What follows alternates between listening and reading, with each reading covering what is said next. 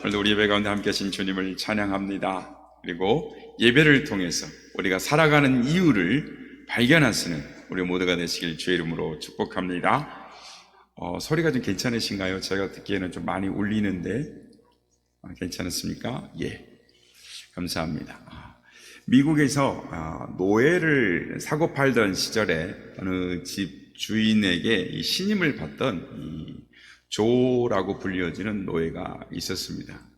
어느 날 주인이 이제 더 노예를 사기 위해서 노예 시장에를 방문했는데 그때 조가 유난히도 늙고 힘없어 보이는 노예를 보더니 주인에게 그 노예를 사자고 간청을 합니다. 주인이 저 노예는 쓸모가 없는 것 같다. 너가 이 노예를 맡게 되면 너가 더 힘들어질 테니 안 된다라고 주인이 거절했습니다. 그런데 이 조가 계속 주인 보고 저 노예를 꼭 사자고 저 노예를 꼭 사고 싶다고 부탁을 간청을 하는 겁니다. 그렇지만 주인이 거절하다가 하도 조가 그리 간청을 하기 때문에 그 노예를 사게 됐는데 집으로 돌아온 조가 그 늙은 노예에게 온갖 정성을 다하면서 그를 유독이도 돌보는 것입니다. 그런 조를 유심히 쳐다보던 주인이 조에게 묻습니다. 혹시 저 노예가 너의 아비가 아니냐? 라고 묻습니다. 그랬더니 조가 이렇게 대답합니다. 아닙니다. 그는 제가 평생 잊을 수 없는 원수입니다. 제가 어렸을 때 그가 나를 유괴해서 노예시장에 팔았습니다. 그런데 노예시장에서 뜻밖의 그를 보게 되었고 그를 보는 순간 너는 악을 악으로 갚지 말고 도리어 복을 빌라라는 주님의 음성이 들려왔습니다. 지금 나는 그리스도인입니다. 그리스도인이라 제 신분 때문에 그를 사랑하고 돌보는 것입니다 라고 말을 했다고 합니다. 성도 여러분, 사람들은 우리들에게, 예수 믿는 이들에게 묻습니다. 당신은 왜 그렇게 삽니까? 나 같으면 그렇게 안 될 텐데 왜 그렇게 바보처럼 사는 것입니까? 라고 묻습니다. 오늘 본문은 고난당할 때 우리의 모습을 보고 사람들이 당신은 왜 그렇게 사세요? 라고 묻는 질문에 대한 해답입니다. 베드로전서의 핵심 주제는 고난입니다. 이 베드로전서의 수신자들이 실제 겪는 상황이 고난이었습니다. 그리고 그들을 위로하기 위해서 베드로 사도는 편지를 썼습니다. 성도들이 핍박을 당하고 있었거든요. 이 같은 이 고난의 주제는 이 성경에서 반복해서 다루고 있는 중요한 주제입니다. 우리가 육신을 입고 이 세상을 살아가는 동안에 고난은 피할 수 없기 때문입니다. 아마 이 베드로 사도가 말씀을 전하고 있는 이 공동체에서 가장 해결하기 힘든 문제 하나가 고난의 문제였던 것 같습니다. 하나님의 말씀대로 살려고 몸부림치는데 그리스도를 주로 고백하며 살아가는 공동체에 왜 고난이 찾아오는가 설명을 해야 했습니다. 오늘 보면 13절, 14절 말씀입니다. 또 너희가 열심으로 선을 행하면 누가 너희를 해하리요? 그러나 의를 위하여 고난을 받으면 복 있는 자니 그들이 두려워하는 것을 두려워하지 말며 근심하지 말고 라고 말씀합니다. 그날의 대화라는 책이 있습니다. 살아생전 이 온누리 교회를 담임했던 이 하용조 목사님이 이 좌담했던 글을 모아서 이렇게 펴낸 책인데 2007년도에 이 연합뉴스와의 대담에서 했던 내용들을 하나 소개를 하고자 합니다. 이경욱 편집장이 하용조 목사님께 이렇게 말합니다. 오늘 아침 투석을 하고 왔다는 얘기를 들었습니다. 병에 지쳐 누워 쉬어야 할 것 같습니다. 이렇게 말을 했더니 한 목사님이 이렇게 대답을 합니다. 많이 아픕니다. 대학생 때 휴학해야 할 정도로 폐병이 심각했습니다. 독한 약을 하도 먹다 보니 간이 나빠지고 당뇨가 생겼습니다. 강경하러 고생하던 중에 간암이 발병했습니다. 교인들이 알까봐 몰래 미국에 가서 간암 수술을 했습니다. 무려 5번을 했습니다.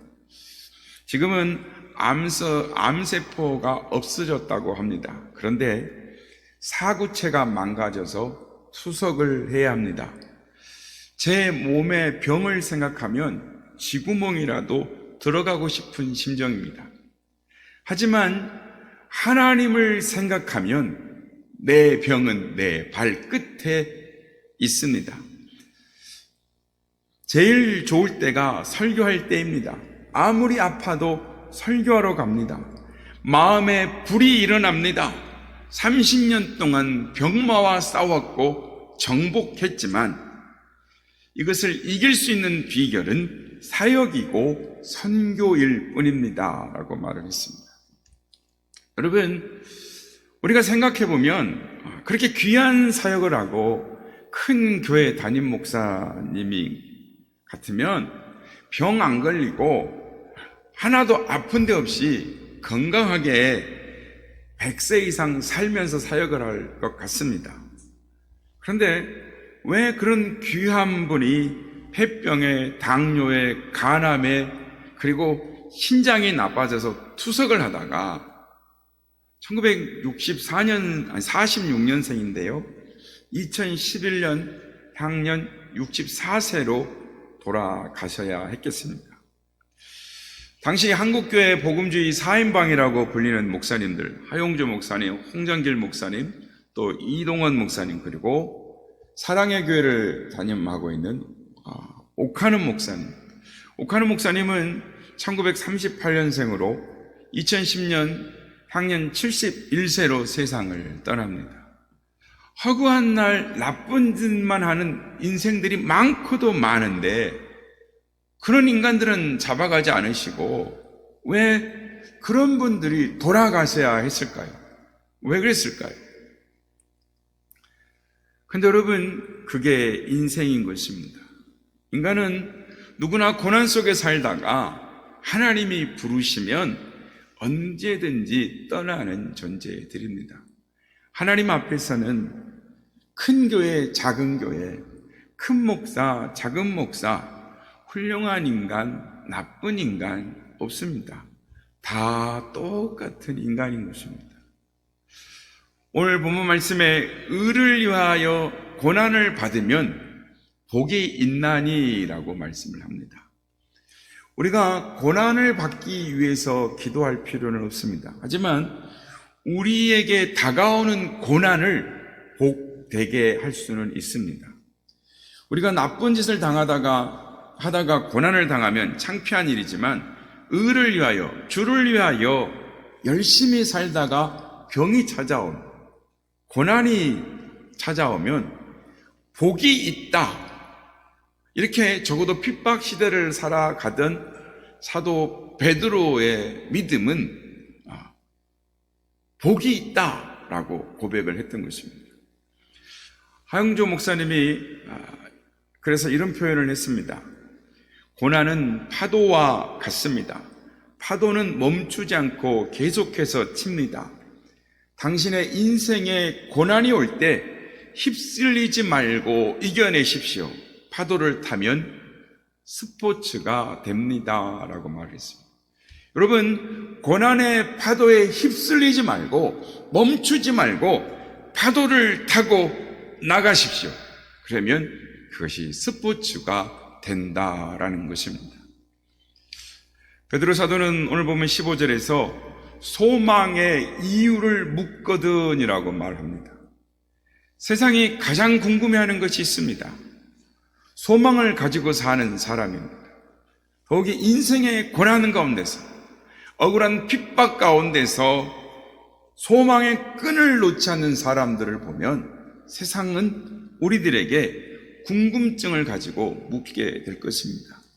열심히 선을 행합니다. 의를 위하여 고난을 받습니다. 그런데 복이 있는 자처럼 보이니 세상이 궁금증을 가지게 되는 것입니다. 우리가 하나님을 믿는 이유를 묻는 자가 있다면 답할 준비가 되어 있어야 한다라는 것입니다.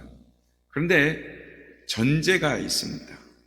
너희 마음에 그리스도를 주로 삼아 거룩하게 하고 라고 말씀을 합니다. 여기서 두 가지가 중요한데, 하나는 그리스도를 주인으로 삼는 것이요, 또 다른 하나는 그리스도를 주로 삼은 우리가 거룩하게 되는 것입니다. 로마의 황제인 가이사를 주로 고백하는 그 시대에서 예수님을 주로 고백한다라는 것은 단순한 의지의 차원이 아니었습니다. 누군가 우리들에게 너희는 인생을 왜 그렇게 사느냐고, 너의 소망이 무엇이냐라고 묻는다면 그 대답이 무엇이겠습니까? 바로 우리 마음에 그리스도를 주로 삼았기 때문에, 예수 그리스도가 나의 삶의 주인이 되시기 때문에 나는 이런 직업을 선택했고 오늘 내가 이 자리에 있고 이런 미래를 꿈꾸고 있다라고 대답한다라는 것입니다. 베드로가 오늘의 말씀을 통해 우리에게 다시 묻고 도전하는 것은 바로 삶의 방향에 관한 것입니다. 고난을 당해도 우리의 삶의 방향은 일정한 것입니다. 누군가가 우리에게 소망의 이유를 물을 때도 일정한 방향을 제시하는 것입니다. 우리가 이 세상에서 고난을 당하고 육체로 죽임을 당해도 영으로 다시 살리심을 믿기 때문에 흔들리지 않는 믿음을 가지고 나아가는 것입니다. 그리고 그 믿음과 소망을 살아낸 우리로 인하여 누군가가 따라올 길을 보여주는 것입니다. 이것이 믿음의 길을 가는 자들의 삶인 것입니다. 거의 모든 종교가 선을 행하라 라고 가르칩니다. 불교, 이슬람교, 유교, 힌두교를 비롯해서 모든 종교가 착하게 살고 어려운 사람들에게 자비를 베풀며 살라라고 가르칩니다. 세상의 모든 도덕과 윤리도 선을 행하라 라고 가르칩니다. 물론 기독교 역시 선을 행하라 라고 가르칩니다. 그러나 기독교의 가르침은 그것들과는 확연하게 구별이 됩니다. 오늘 본문에서 그 차이들 가운데 결정적인 하나를 말씀을 하고 있습니다. 바로 선으로 인한 고난의 문제인 것입니다. 오늘 보면 17절 말씀을 보면 이렇게 말씀을 합니다. 선을 행함으로 고난받은 것이 하나님의 뜻일진데, 하나님의 말씀대로 선을 행하게 되면 고난을 받도록 되어 있다라는 것입니다. 그러니까 세상에서 모든 종교와 윤리와 도덕이 가르치는 대로 선을 행할 때와는 달리 기독교에서 가르치는 대로 선을 행할 때에는 고난이 뒤따르는다는 점이 다르다라는 것입니다.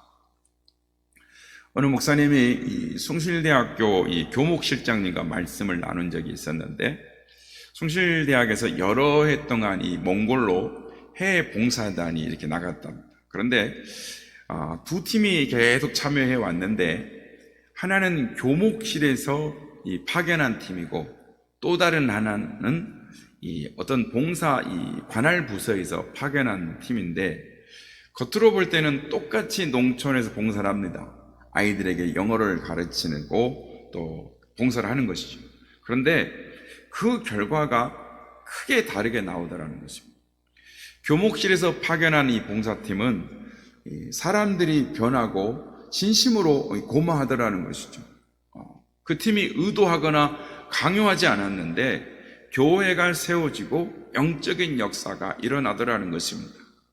다른 학생들 팀이 저녁이 되면 술을 마시고 노래를 부르고 자기들끼리 시간을 보내는 반면에 이 교목실에서 파송된 이 봉사팀은 학생들이 무릎을 꿇고 기도를 하고 봉사 짬짬 시간에 복음을 전했다라는 것입니다. 그리고 뜻밖의 말을 듣습니다. 현지에서 다른 팀과 달리 이 팀은 생각지 않는 방해를 계속 받았다라는 것입니다. 게다가 다른 팀이 이 팀을 흡수하려고 하고 통합하려고 하고 또 어떤 일을 할 때는 방해를 했다는 것입니다. 그렇습니다. 우리 그리스도인들이 말씀에 순종해서 선을 행할 때 고난이 따르는 것입니다. 행하는 이 선의 차원이 다르기 때문입니다. 그 선이 단순히 윤리적이고 세상에 착한 일이 아니고 영적이고 종말론적인 차원에서의 착한 일이기 때문인 것입니다. 실제로 우리가 예수 그리스도의 이름으로 선을 행하려고 할 때 생각지 않는 일들이 생기는 것을 우리는 경험하게 됩니다. 믿지 않는 사람들이 노골적으로 방해를 하는 것을 봅니다. 올해 저희 교회도 이렇게 전단지를 많이 주문해서 곳곳에 전단지를 꽂고 이제는 금천구 전역에다가 이렇게 전단지를 꼽으려고 했는데 갑자기 신고가 들어갔어요. 보건소에. 그래가지고 불법입니다. 그래서 제가 아니 전문가들하고 우리도 이 법률 자문팀이 있고 의학처장님도 계시고 병원 원장도 계시고 이걸 다 검토해 봤는데 전혀 이 불법이 아니고 영업행위도 아니기 때문에 적법한 행위라는 것을 알고 하고 있습니다. 그랬는데 아닙니다. 의료법에는 또 다른 부분이 있습니다. 의학법의 광고의 부분에서는 법에 걸립니다. 이렇게 하는 거예요. 지역사회 좋은 일, 어르신들에게 좋은 일을 하려고 하는데도 누군가가 신고를 했습니다. 그래서 제가 이 본부에 문의를 해봤더니 법적으로 문제가 없으나 주무관청에서 이 벌금을 하면은 우리 단체하고 그하고는 법적으로 논쟁을 할 수 있으나 목사님 교회에 불이익을 당할 수 있기 때문에 목사님 당분간 이 전단지는 배부하지 않는 게 좋겠습니다. 이런 이야기를 저희가 받았습니다. 그래서 얼마 쓰지 못하고 폐기해야 되는 그런 상황이 왔습니다. 다른 방법으로 전도를 해야 되겠죠. 그런데 이 방해하는 것들이 있죠. 뿐만 아니라 때로는 곁에서 이 지켜보고 있는 그리스도인들이 은근히 시기하면서 일을 어렵게 만드는 때도 있습니다. 때로는 주변 사람들이 일을 힘들게 하는 것입니다. 그래서 이것저것 힘들고 골치 아프니까 다 이렇게 그만두고 싶은 생각이 드는 것입니다.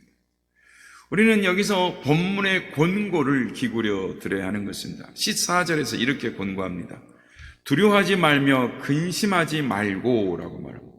선을 행할 때 생겨나는 고난을 두려워하지 말고 선을 행할 때에 고난이 생길까봐 걱정하지 말라라는 것입니다. 그렇습니다. 우리가 주의 이름으로 선한 일을 하려고 할 때 고난이 있습니다. 그럴 때 이 고난을 두려워해서 도중에 포기하지 말라는 것입니다. 또한 고난이 생길까봐 걱정해서 피해서도 안 되는 것입니다. 적극적으로 선을 행하려고 해야 되는 것입니다. 선으로 악과 싸워 이겨야 하는 것입니다. 15절은 이렇게 말씀을 합니다. 너희 속에 있는 소망에 관한 이유를 묻는 자에게 대답할 것을 항상 준비하되. 우리가 소망을 확고히 가지면 고난을 이길 수 있게 하신다라는 것입니다. 베드로 사도는 그리스도인들이 가져야 할 소망을 산 소망이다라고 표현을 합니다. 소망이 살아있다라는 뜻입니다. 여러분 도대체 이게 무슨 뜻일까요? 세상의 명예는 산 소망을 가져다 주지 않습니다. 명예라는 것이 이 땅에 속해 있기 때문입니다. 부귀도 산 소망을 가져다 주지 않습니다. 역시 이 땅에서만 기쁨을 주기 때문입니다. 권력 역시 산 소망을 가져다 주지 않습니다. 권불 10년이라고 권력은 오래가지 않습니다. 이런 것들은 다 화초와 같이 시르고 마르러 허망하게 사라져 버릴 것들입니다. 산 소망이란 부활에 대한 소망이요 천국에 대한 소망을 말하는 것입니다. 죽음 넘어 영원토록 우리에게 기쁨을 주는 것이 산 소망인 것입니다. 그렇습니다. 우리가 이 산 소망을 가지면 고난을 이겨낼 수 있습니다. 우리가 산 소망을 가지면 고난이 다가올 때에 하나님의 심판대를 소망 중에 바라보는 것입니다. 천국을 바라보게 되는 것입니다. 천국에서 주님께 칭찬을 받으며 주님께 상 받을 그 날을 바라보는 것입니다. 이런 산 소망이 오늘 우리에게는 오늘의 고난을 이길 수 있게 해 주는 것입니다. 투르니에는 이 스위스의 내과 의사이자 정신의학자이며 또 유명한 저술가로 이렇게 알려져 있습니다. 그가 쓴 책 중에 듣는 귀라는 이 신앙 간증집과 같은 책이 있습니다. 그 내용이 하나를 소개하자면 그와 그의 아내는 금실이 좋은 부부로 유명했습니다. 그런데 한 번은 그리스에 휴가를 갔다가 갑자기 그의 아내가 심장마비로 세상을 떠났습니다. 근데 그 죽기 직전에 아내가 평화스러운 미소를 지으며 남편에게 이렇게 말을 합니다. 여보, 오늘 천국에 도착하면 먼저 가신 시부모님을 만나면 정말 즐거울 것 같아요. 그 말을 듣고 슬픔 중에서도 위로를 받고 감동을 받았다라는 것입니다. 아내가 죽음을 마치 제네바에서 다시 돌아가는 것처럼 사랑하는 가족을 제외하는 것처럼 죽음을 담담하게 태연하게 받아들이는 것을 보고 부활이요 생명의 소망이 되신 예수님을 그 죽음을 통해 체험할 수 있었다라는 것입니다. 아내를 보낸 후에 그의 믿음이 점점 더 강해졌습니다. 부활이요 소망이신 주님에 대한 믿음이 강해질수록 그는 근심 걱정으로부터 자유로워지는 것을 체험할 수 있었다라는 것입니다. 어느 날 꾀꼬리가 풀이 죽어있는 모습을 보고 현자가 물었습니다. 꾀꼬리야, 왜 너 요새 노래가 없느냐? 왜 노래를 부르지 않느냐? 라고 물었더니 꾀꼬리가 불평하며 이렇게 말합니다. 개구리 소리가 하도 커서 제 소리가 소용이 없잖아요. 그때 현자가 말합니다. 너가 조용히 있으니까 개구리 소리가 더 크게 들리는 거야. 여러분, 개구리 소리가 크다고 침묵하지 마시길 바랍니다. 세상이 악하다고 침묵하거나 불평하지 말아야 하는 것입니다. 가장 소중한 일은 탄식 소리가 나는 곳에 가서 희망의 노래를 부르는 것입니다. 세상이 어떠하든 하나님의 뜻대로 살면 누가 나를 헤아리요 노래하며 살아야 하는 것입니다. 그리스도인답게 살려고 할 때 믿음을 통해 오는 고난을 두려워하지 마시길 바랍니다. 모든 것이 합력하여 선을 이루시는 하나님의 역사를 믿어야 하는 것입니다. 그리고 믿음으로 선을 행하며 살아갈 때 당신이 그렇게 사는 이유가 무엇이냐라고 물을 때 예수 그리스도가 내 인생의 주인이시고 이제 잠시 이 인생이 끝나면 저 영원한 천국에서 나를 맞아주실 예수님이 계시기 때문에 내가 이렇게 산다고 당당하게 말해서 당신이 왜 그렇게 삽니까? 라고 묻는 자들을 구원하는 우리 모두가 다 되시기를 예수님의 이름으로 축복합니다.